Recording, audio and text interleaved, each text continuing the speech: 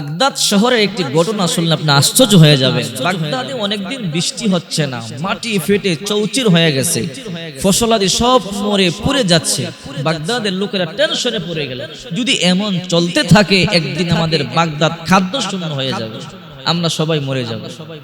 তাই সবাই পরামর্শ করলাম, চলো সবাই বাগদাদের সেন্ট্রাল মসজিদের মধ্যে গিয়া ফজরের নামাজ আদায় করি।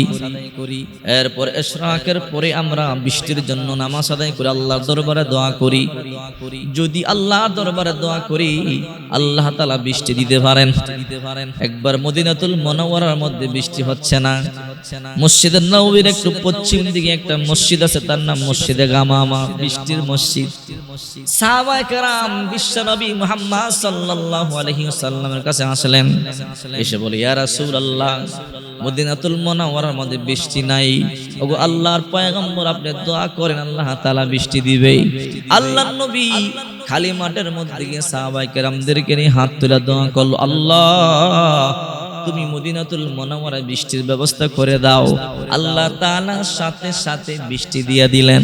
যেই জায়গার মধ্যে আল্লাহর পয়গম্বর দোয়া করলেন, ওই জায়গাটার নাম হলো বর্তমানে মসজিদে গামামা। সুবহানাল্লাহ। ঠিক তেমনি ভাবে বাগদাদের লোকেরা সকালবেলা মসজিদের মধ্যে চলে গেলেন। মসজিদের মধ্যে গিয়া সবাই নামাজের মধ্যে দাঁড়াইয়া গেলেন। সকালবেলা ফজরের নামাজ আদায় করলেন। ফজরের নামাজ আদায় করিয়া ইশরাক পর্যন্ত অপেক্ষা করলেন। ইশরাকের নামাজ আদায় করলেন, সালাতুল ইস্তিসকা আদায় করলেন, বৃষ্টির জন্য নামাজ পড়লেন। এত কান্নাকাটি করলেন, কিন্তু বৃষ্টি নাই। বাগদাদের বড় বড় উলামায়ে কেরামরা ছিল, সুফিরা ছিল, দরবেশেরা ছিল, যুবকেরা ছিল। এমন করে করে আসর পর্যন্ত দোয়া করলেন, কবুল হলো না। ঈশা পর্যন্ত দোয়া করলেন, কান্নাকাটি করলেন, কিন্তু বাগদাদের মধ্যে বৃষ্টি নাই। মালিক ইবনে দিনার রাহমাতুল্লাহ আলাইহি বলেন, ইশারের পরে সবাই যার যার বাড়িতে চলে গেল, কোনো বৃষ্টি নাই। ইশারের নামাজের পরে আমি মসজিদের মধ্যেই বসা, হঠাৎ করে তাকায় দেখলাম একটা কালো একজন লোক, গোলাম, একটা কালো হাবশী গোলাম হাঁটি হাঁটি পা পা করে মসজিদের মধ্যে ঢুকলো। কেউ নাই, এই গোলামটা মসজিদের মধ্যে ঢুকলো, সবাই বাড়িতে চলে গেল। গোলাম মসজিদের মধ্যে দুইকা আল্লাহ দরবার হাত তুলে বলে, আল্লাহ বাগদাদের মধ্যে বৃষ্টি নাই, বৃষ্টি দাও। ওগো মালিক, এতগুলো মানুষ কান্নাকাটি করলো, বৃষ্টি দিলে না, এখন বৃষ্টি দিবা। তুমি যদি বৃষ্টি না দাও, আমি হাত নামাবো না। মালিক ইবনে দিনার রাহমাতুল্লাহ আলাইহি বলেন, আমি তাকায় তাকায় দেখতেছিলাম তার কাণ্ডটা। সে বলে, আল্লাহ বৃষ্টি দাও, না দিলে কিন্তু আমি হাত নামাবো না। এই কথা যখন বলতেছে, মুনাজাত অবস্থায় আল্লাহ তাআলা মুষলধারে বৃষ্টি দিয়ে দিছে। এরপর মুনাজাত শেষ করার পরে মালিক ইবনে দিনার রাহমাতুল্লাহ আলাইহি আশ্চর্য হয়ে গেলেন, এই লোক সাধারণ মানুষ না। যেই লোক দোয়া করতে দেরি, বৃষ্টি দেরি হয় নাই, অথচ বাগদাদের সব লোকেরা দোয়া করলো, কবুল হলো না। কত বড় বড় উলামায়ে কেরাম, কত বড় বড় সুফি দরবেশ দোয়া করলো, কবুল হলো না। অথচ এই লোকটা হাত তুলে দোয়া করতে দেরি, দোয়া কবুল হইতে দেরি নাই। এই লোকটার ফলো করলেন। এই লোকটা হাঁটি হাঁটি পা পা করে তার মালিকের বাড়িতে চলে গেছে। বাড়িতে যাওয়ার পরে একটা ঘরের মধ্যে সে অবস্থান করতেছে। মালিক ইবনে দিনার রাহমাতুল্লাহি আলাইহি বাড়িতে গেল।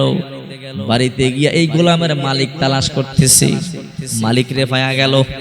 মালিক রে পাওয়ার পরে বলে, আপনি কি ওই গোলামের মালিক? বলে, হ্যাঁ। আপনার গোলামটা আমার কাছে বিক্রি করবেন নি?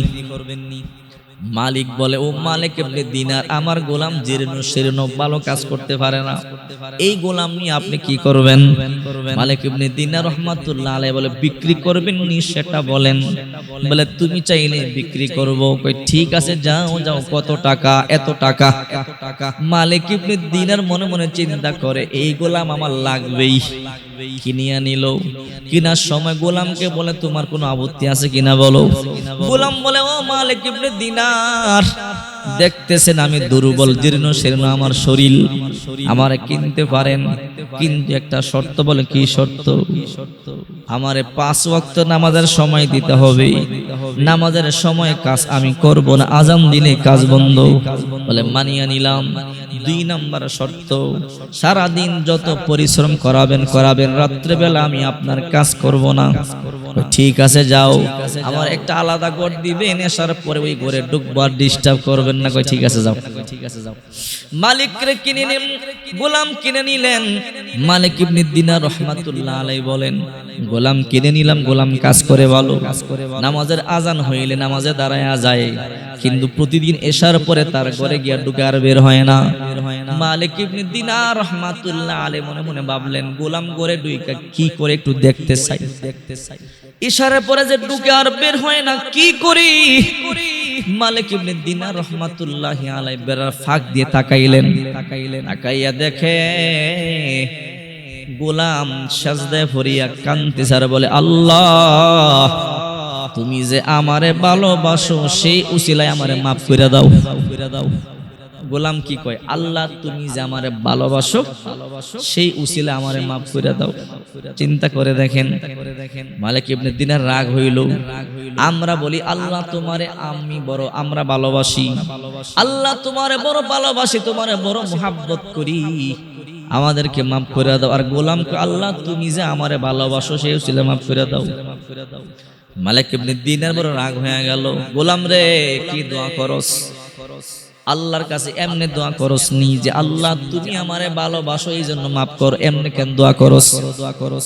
তুই তো ভুল দোয়া করতেছো। গোলাম কয়, না না ভুল দোয়া করি না। কয় কেন? কেন ভুল দোয়া করবো? আমি যা করে সঠিক করি। মালিক ইবনে দিনার বলে, কেমনে সঠিক করো? বলে, যদি আল্লাহ আমারে ভালো না বাসতো, তাইলে এই রাত্রে বেলা আমারে সেজদার মধ্যে ফালায়া রাখতো না। আর আল্লাহ আপনারে ভালোবাসে না বইলা আল্লাহ রাত্রে আপনারে ঘুম পাড়ায়। আর আল্লাহ আমারে ভালো না বাসলে এই রাত্রে বেলা আমারে আল্লাহর কুদরতি কদমে সেজদায় রাখে। আল্লাহর কুদরতি কদমে সেজদায় রাখছে আল্লাহ আমার ভালোবাসে বলেই।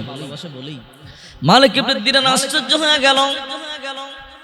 গোলাম বলে, আল্লাহ যেহেতু আমার হাকিকত প্রকাশ হয়ে গেছে, আমি আর বাঁচতে চাই না, আমারে নিয়ে নাও। গোলামের ইন্তেকাল হয়ে গেল। আহারে, গোলামের ইন্তেকাল হয়ে গেল।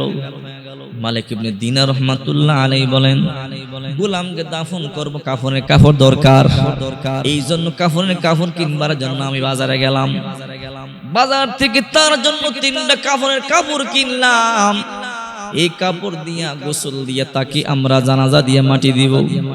কিন্তু বাড়িতে আইসা দেখি আশ্চর্য ঘটনা, তার শরীরের মধ্যে যে কাপড় জড়ানো, একটা সবুজ রঙের কাপড় জড়ানো। সবুজ রঙের কাপড় দিয়া কে যেন তার কাপড়ের কাপড় পরায়া দিছে। আর কাফনের কাপড়ের উপরে লেখা, আলা ইন্না আউলিয়া আল্লাহ লা খাউফুন আলাইহিম ওয়ালা হুম ইয়াহজানুন। আলা ইন্না আউলিয়া আল্লাহ লা খাউফুন আলাইহিম ওয়ালা হুম ইয়াহজানুন।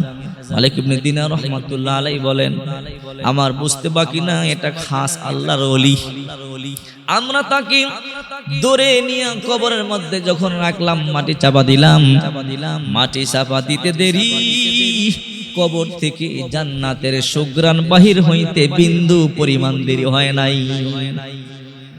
এই জন্য বিশ্বনবী মুহাম্মদুর রাসূলুল্লাহ সাল্লাল্লাহু আলাইহি ওয়াসাল্লাম বলেন, ইন্নাল্লাহা লা ইয়ানজুরু ইলা সুওয়ারিকুম ওয়া আমওয়ালিকুম ওয়ালাকিন ইয়ানজুরু ইলা কুলুবিকুম ওয়া আমালিকুম। আল্লাহ তোমাদের সূরত দেখেন না, ধন সম্পদ দেখেন না, আল্লাহ তাআলা দেখেন তোমাদের ঈমান আর আমল। আল্লাহ তোমাদের ঈমান আর আমল দেখেন। টাকা পয়সা ধন সম্পদ আল্লাহর দরবারে কোনো কিছু কাজে আসবে না। আল্লাহর কাছে কাজে আসবে শুধু ঈমান আর আমলের। যার আমল সুন্দর হবে, ঈমান সুন্দর হবে, তার দাম আল্লাহর দরবারে অনেক বেশি। হতে পারে সে হাবশী গোলাম, সে ফকির, সে মিসকিন, কিন্তু তার ঈমান যদি সুন্দর হয়, আমল ভালো হয়, আল্লাহর দরবারে তার দাম বেড়ে যাবে। আর যদি সে কোটিপতি হয়, ঈমান সুন্দর না, আমল নাই, আল্লাহর কাছে 2 পয়সার দাম তার নাই।